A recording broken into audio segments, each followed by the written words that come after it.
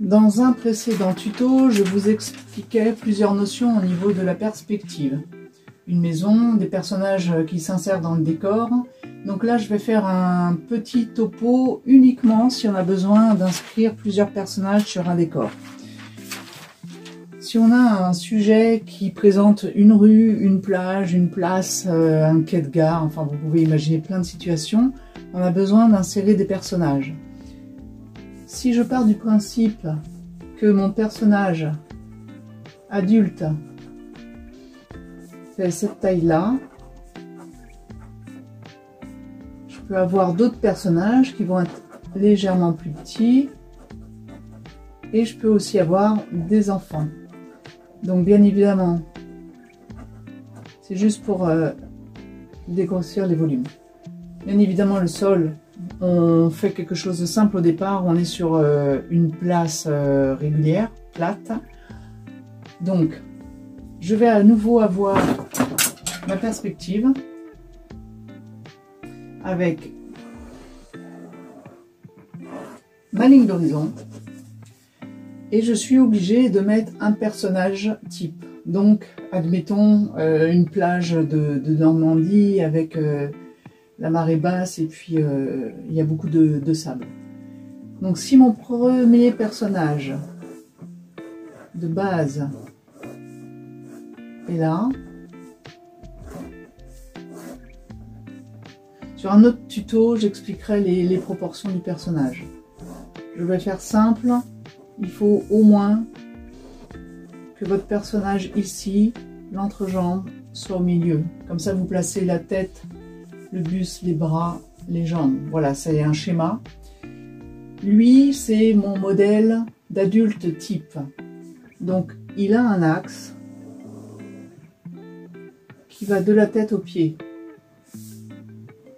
Cet axe-là me donne une indication pour toutes les personnes qui vont arriver sur cette ligne de fuite, donc de la tête jusqu'aux pieds. Ça veut dire que tous les autres personnages qui potentiellement seraient là vont être réduits progressivement.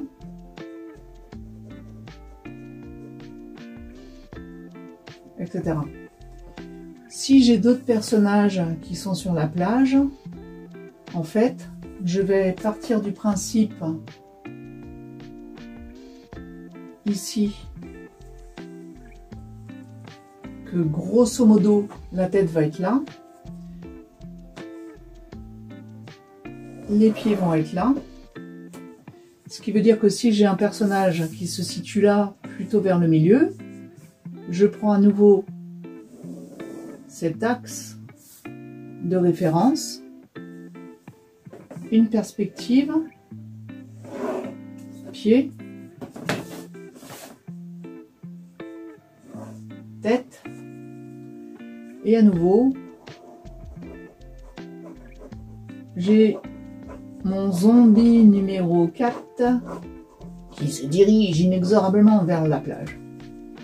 Si j'ai des petits-enfants qui suivent le même mouvement, là par exemple, admettons ce personnage, il y a un enfant à côté.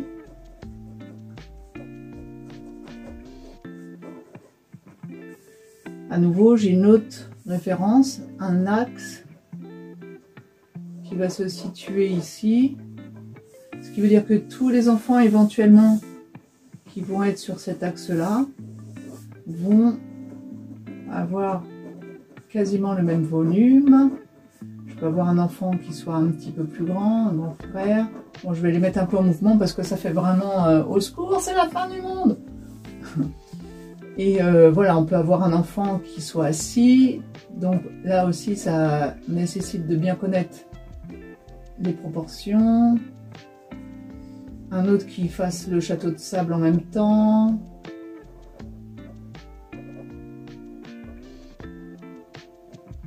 Etc., etc. Donc ce principe-là va vous donner l'indication de la largeur et de la longueur de vos personnages. Admettons, j'ai un autre personnage qui soit là, à cette hauteur-là, ben, même punition. Hein. On a nos références au niveau du sol. Je vais le placer par ici.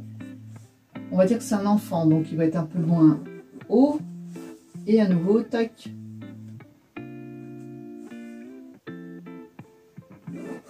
Ça, c'est mes fuites, alors que je ne vais pas faire jusqu'au bout, mais qui peuvent supposer que, par exemple, là, j'ai un enfant qui court.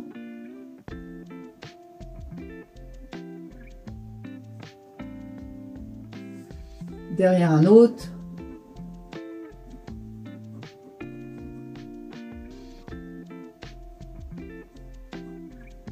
Etc., etc. Et à la fin, peu importe où se place la plage, parce que là, c'est mon premier plan, je peux très bien imaginer que mon eau, finalement, elle soit par là. Et j'aurai à nouveau les mêmes règles. Si j'ai un enfant qui soit dans l'eau ici, il y a l'eau qui vient, et puis voilà, hop, c'est parti. Et il joue au ballon avec l'autre. Tac. Un adulte, par exemple. Voilà, donc ça donne une indication sur la valeur de votre personnage. Vous êtes tenu d'avoir une référence, en fait. Et j'insiste aussi sur le point d'horizon. Là, en l'occurrence, mon horizon, il n'est pas obligatoirement lié au bout, au niveau de la mer. Ma ligne d'horizon, en fait, elle va être en fonction de mon propre regard. On peut très bien imaginer que là, en fait, il y a une crique et que l'eau est légèrement plus haute, quoi. Voilà, pour les petits personnages. J'en referai d'autres. Comme ça, ça permet aussi d'aborder sous différents angles les perspectives pour les personnages. Pour toutes les questions, vous avez certainement, soit par le site, soit par le mail pour les personnes qui me connaissent, soit par YouTube. Vous mettez tout aux commentaires ou via la plateforme Patreon. Et une fois que j'aurai des questions qui regroupent un même ordre d'idées, eh ben, je referai une petite vidéo. Voilà, bon courage, la perspective c'est pas gâteau, mais c'est super et il y en a besoin pour tout.